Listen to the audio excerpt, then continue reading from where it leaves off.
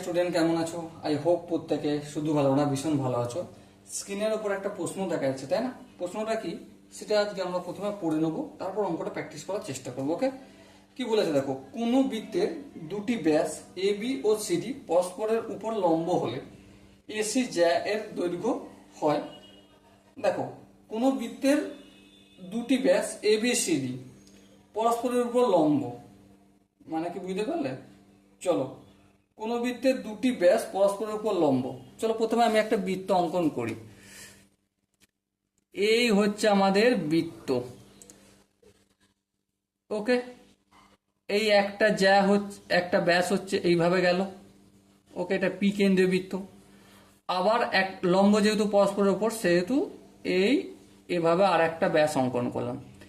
এটা হচ্ছে A B ব্যাস, আর এটা হচ্ছে সি ডি ব্যাস। ওকে, বেশ। এবারে দেখো, পরস্পর উপর লম্ব মানে এটা কত ডিগ্রি হবে? 90 ডিগ্রি হবে। হ্যাঁ, তাহলে এ আর সি কে আমি যুক্ত করলাম। বেশ, এসি জ্যায়ের দৈর্ঘ্য কত?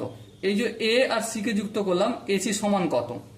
দেখো, ভালো করে জিনিসটা বুঝবে। এ পি যতটা, পিবি ততটা। হ্যাঁ, এ পি যতটা, পি বিও ততটাই, কারণ পরস্পরকে লম্বভাবে সমদ্বিখণ্ডিত করছে। আবার সিপি যতটা, পিডিও ততটা। এটা একটু লিখে নিই, সিপি যতটা, পিডিও ততটা। এবার এই ত্রিভুজটা দেখো, একটা 90 ডিগ্রি ত্রিভুজের মধ্যে রয়েছে, তার মানে এটা কি সমকোণী ত্রিভুজ। সমকোণী ত্রিভুজ, তাহলে ত্রিভুজ এ সি পি এর সমকোণী ত্রিভুজের অতিভুজের স্কয়ার, অতিভুজের স্কয়ার মানে এসি স্কয়ার ইকুয়াল টু লম্ব স্কয়ার। লম্ব স্কয়ার বলতে এই ত্রিভুজের সাপেক্ষে আমি যদি এটা কি সিপিটা কি লম্ব ধরি, তাহলে CP square plus AP square. হ্যাঁ, এ পি স্কয়ার। বলো, এখানটা বুঝতে কোনো অসুবিধা রয়েছে? আই হোপ এখানটা বুঝতে কারো অসুবিধা নেই। এবার দেখো, এবার একটা কাজ করব। কি কাজ করব? এখানটা যদি আর হয়, মানে ব্যাসার্ধ হয়, তাহলে এখানটাও ব্যাসার্ধ। হ্যাঁ, আবার এখানটাও তো আর, কারণ এটাও তো একটা ব্যাসার্ধ, আবার এখানটাও একটা ব্যাসার্ধ। হ্যাঁ, ঠিক ঠিক ঠিক, তার মানে এগুলো সবাই আর। হ্যাঁ ঠিক, তাহলে A C square equal to C P square মানে কি? সি পি স্কোয়ার মানে R square, A P square মানে কি? এটাও আর স্কোয়ার। বেশ, তাহলে কি পেলাম? 2r স্কোয়ার পেলাম এ সি স্কোয়ারের ভ্যালু। বেশ, তাহলে এসি সমান কত? এসি সমান under root of 2 into R square. হ্যাঁ, তাহলে রুটের ভেতরে দুইটা রয়ে যাবে, আর আর স্কোয়ারের সঙ্গে রুটটা হটে যায়, কি থাকবে? আর থাকবে। তাহলে এসি এর ভ্যালু কত পেলাম? √2 ইন্টু আর। দেখো, এখানে যে চারটে অপশন আছে, তার মধ্যে কোন অপশনটা ঠিক? দেখো, অপশন দেখো দেখো √2 ইন্টু আর। √2 জায়গায় আমি কি বসাতে পারি? √2 জায়গায় √2 থাকবে, আর এর জায়গায়।